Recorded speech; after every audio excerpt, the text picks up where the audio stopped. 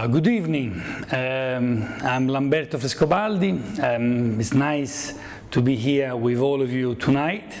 I wish I was physically with you, but I'm in Montalcino.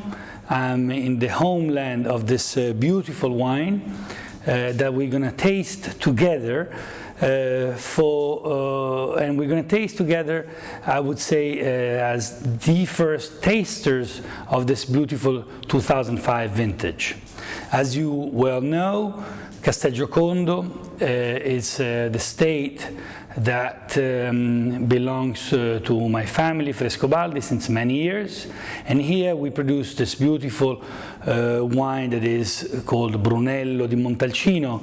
And Brunello di Montalcino pretty much means the vineyard, the variety that is Brunello, Sangiovese, that is grown in this beautiful little town called Montalcino, that is in the central part of Tuscany, south of Florence. Castelgiocondo is our estate that has some particularities that I would say are unique. There is differences of soils, altitude, expositions that make this wine very unique. The exposition is southwest, that is the exposition that gives the most amount of sun during the day for the perfect ripeness of the Sangiovese, has the altitude, because to have a great Sangiovese you want also to have a certain high altitude to have those cool nights to permit the fruit to mature more slowly, and has soils, different kinds of soils, clay, limestone, that are able to give the power and the elegance of this beautiful wine. So here we are. Let's now taste the Castelgiocondo Brunello Montalcino 2005, this lovely vintage, as we said, that we are opening now. We are in 2010, so 5 years after the vintage itself. So it's always a magic thing to open a bottle, really amazing us. And the cork has done his perfect job. This cork is able to wait 20 more years. Let's don't wait all this time together, and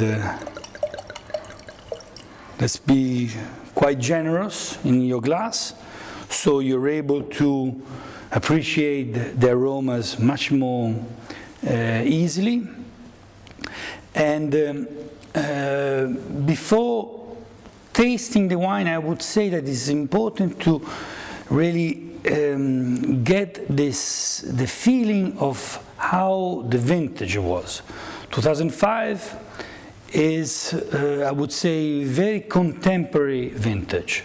Why contemporary? Because it was a much cooler vintage compared to 2004 or 2003. That was a very warm vintage. 2005 is cooler and is able been able to give you wines that are more delicate, more elegant, more, as I said, contemporary. These days people want wines that are more subdued, more discreet, wines that they are able to get in your palate as a ballerina on toes. So, first of all, you look at the color, you sneeze the wine, and then we taste the wine.